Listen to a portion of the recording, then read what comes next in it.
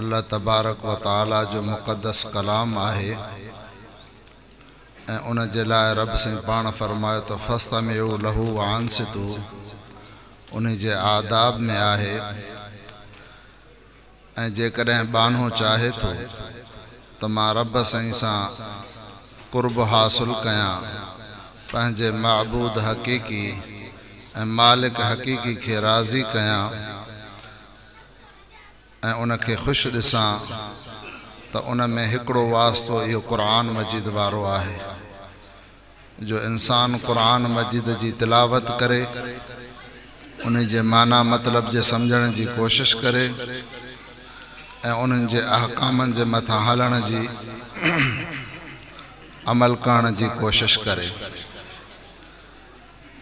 दुनिया जो दस्तूर आहे त कलामुल मुलूक मुलूकुल कलाम, बादशाहुनि जी गुफ्तगू जी बादशाह हूंदी आहे। त ही त पूरी कायनात जे अहकमुल हाकिमीन अल्लाह तबारक व ताला जो मुक़द्दस कलाम आहे। इन जे करे जेकॾहिं अल्लाह तबारक व ताला जा कमालात, जमालात ऐं अनवारात बानो सम्झणु चाहे थो त उन जे लाइ क़ुरान मजीद सां ताल्लुक़ रखणो पवंदो। ऐं इन क़ुरान मजीद जे मुतालिक़ हज़रत अनस रज़ी अल्लाह ताला अन्हु खे हुज़ूर जन फरमायो त जॾहिं तुंहिंजी दिलि चाहे त मां अहकमुल हाकिमीन रब्बुल आलमीन सां हम कलामी थियां त पोइ क़ुरान मजीद जी तिलावत कंदो कर। इन क़ुरान मजीद जी तिलावत सां बाने खे पंहिंजे रब सां हम कलामी जो शरफ़ हासिल थिए थो ऐं ज़ियारत जो भी शरफ़ हासिल थिए थो। दुनिया में जेकियूं तव्हां असांखे अखियूं आहिनि उन्हनि खे ताक़त कोन्हे जो अहकमुल हाकिमीन खे ॾिसी सघनि। आम इंसान त छा, पर हज़रत मूसा अलैहिस्सलाम खे भी इहा तौफ़ीक़ न मिली पंहिंजो इहा ज़ियारत करण जो जेको आहे हिम्मत न थी सघी। पर चूंकि जॾहिं बानो दिल जे तवज्जो सां दिल जे हुज़ूर ऐं आदाब खे मलहूज़ रखी करे क़ुरान मजीद जी तिलावत करे थो त गोया अल्लाह तबारक व ताला सां हम कलामी ऐं ज़ियारत जो शरफ़ हासिल करे थो। ऐं इहा ॻाल्हि शरन भी आहे, तबान भी आहे, जो एहसान वारी हदीस में हुज़ूर पाक सल्लल्लाहु अलैहि वसल्लम फरमायो अंताबुदुल्लाह कान्नक तराह फ़इल्लम तकुन तराह फ़इन्नहु यराक। तो इबादत ईअं कर जो गोया रब साईं खे ॾिसी रहियो आहे। ऐं जेकॾहिं तुंहिंजी इहा कैफ़ियत नाहे, इहा दिलि जो इहो अञा नूर पैदा न थियो आहे, त पोइ एतिरो ज़रूर सम्झ त अल्लाह तबारक व ताला तोखे इन में ॾिसी रहियो आहे जंहिं अमल में तूं मसरूफ़ आहे। इन जे करे इन तवज्जो सां इंसान तिलावत करे त मां क़ुरान मजीद जी तिलावत जे ज़रिए अल्लाह तबारक व ताला सां हम कलामी ऐं ज़ियारत जो शरफ़ हासिल करे रहियो आहियां। मुग़ल बादशाह हो, उन जी नियाणी ही ज़ैबुन निसा, उहा वॾी शाइरा हुई, शेर व शाइरी लिखंदी ही। उन हिकिड़ो शेर लिखियो ऐं उन जो वालिद पंहिंजे महल जे अंदरि शेर व शाइरी जी महफ़िल कराईंदो हो। महफ़िल जे अंदरि जॾहिं उन ज़ैबुन निसा जो शेर चयो वियो त उन मुग़ल बादशाह जो नौकर हो, पठान, उन ते वजद तारी थी। इहो कलाम जो असर हूंदो आहे, फसाहत बलागत जे करे उन नौकर इहा तमन्ना कई त जंहिंजो हे शेर आहे केॾो न ख़ूबसूरत शेर आहे, ऐं जंहिं इहो शेर चयो आहे उहो पाण केॾो न ख़ूबसूरत हूंदो। इन जे करे तमन्ना कंहिं बादशाह जी मजलिस में त मूंखे उन शाइर सां मुलाक़ात कराई वञे। दीनदारी जो दौर हो, बापर्दा बादशाही जो दौर हो। वो हैरान थियो त हाणे हिन तमन्ना त कई, पर मां पंहिंजी न्याणी सां हिन खे मुलाक़ात कीअं करायां जॾहिं त पर्दो फ़र्ज़ आहे। अजो को दौर त कोन हुयो जो आम मुसलमान त छा दीनदारन जे अंदर भी पर्दो कोन्हे, उन्हनि जे घरनि में पर्दो नाहे। जे पर्दो आहे त फैशन वारो पर्दो आहे जेको खुद माइल ऐं कशिश करे थो पियो। अहिड़े पुरफितन दौर में तव्हां असांजो गुज़र थी रहियो आहे त बादशाह पंहिंजी न्याणी खे चयो त तूं अहिड़ो शेर लिखियो छो जंहिंजे करे फिलाणो ख़ादिम जेको आहे उहो तमन्ना करे थो त मां इन शाइर जी ज़ियारत कयां जंहिंजो अहिड़ो नफ़ीस शेर आहे। त उहा वाल न्याणी पंहिंजे पीउ खे चयो त तव्हां न घबरायो, इन ॻाल्हि जो बि मां वटि जवाबु आहे।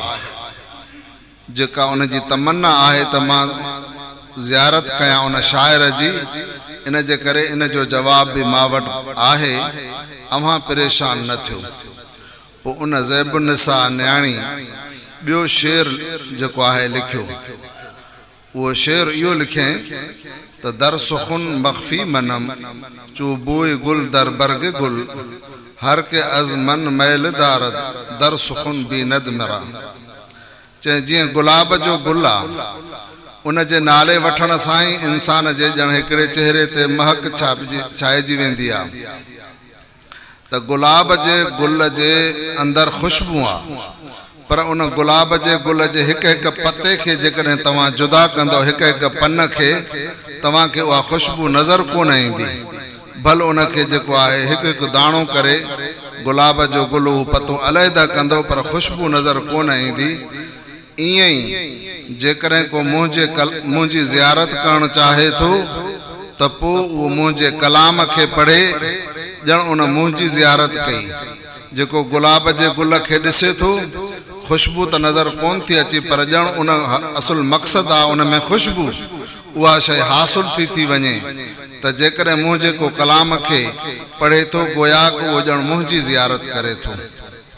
त ईअं ई जेकॾहिं को बानो अल्लाह तबारक व तआला जी ज़ियारत करणु चाहे थो, दिलि में तमन्ना आहे त पंहिंजे महबूद हक़ीक़ी खे राज़ी कयां, उन जो कुर्ब हासिल कयां, रज़ामंदो हासिल कयां, त पोइ उन जो ज़रियो इहो आहे त अल्लाह जे कलाम जी तिलावत दिलि जे हुज़ूर सां कजे।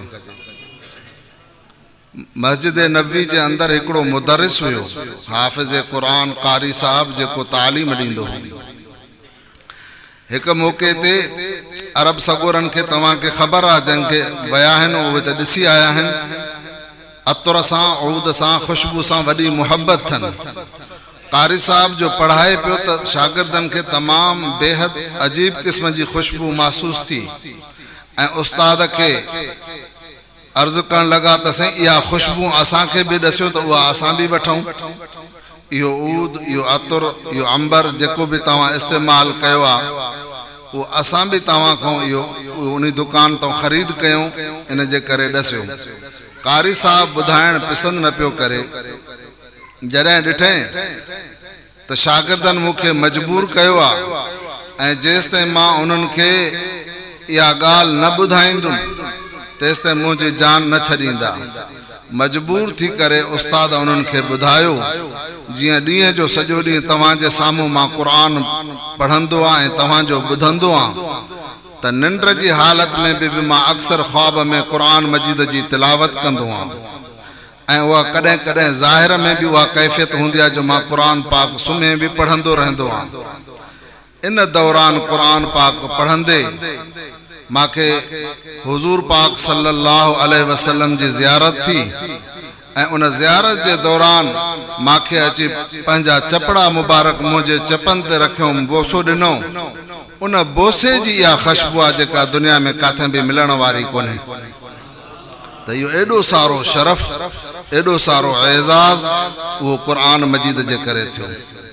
हिन दौर जे अंदर बि जेकॾहिं को पाक साफ़ खाधो खाए थो, हलाल खाधो ऐं हलाल पाए थो, ऐं शरीयत जी ताबेदारी करे थो, इत्तिबाए सुन्नत आहे, त पोइ अल्लाह ताला उन सां बि इहा साॻी महिरबानी करे थो। त तव्हां असांखे अल्लाह ताला वॾी नेमत उज़मा अता कई आहे क़ुरान मजीद, लिहाज़ा उन जो क़दुरु करणु घुरिजे, उन जे तिलावत जी अल्लाह ताला तौफ़ीक़ अता फ़रमाए ऐं तव्हां असां सभिनीनि खे अल्लाह साईं क़ुरान पाक सां ताल्लुक़ नसीब फ़रमाए ऐं अमल जी तौफ़ीक़ अता फ़रमाए। व आख़िरु दावाना अल्हम्दुलिल्लाहि रब्बिल आलमीन।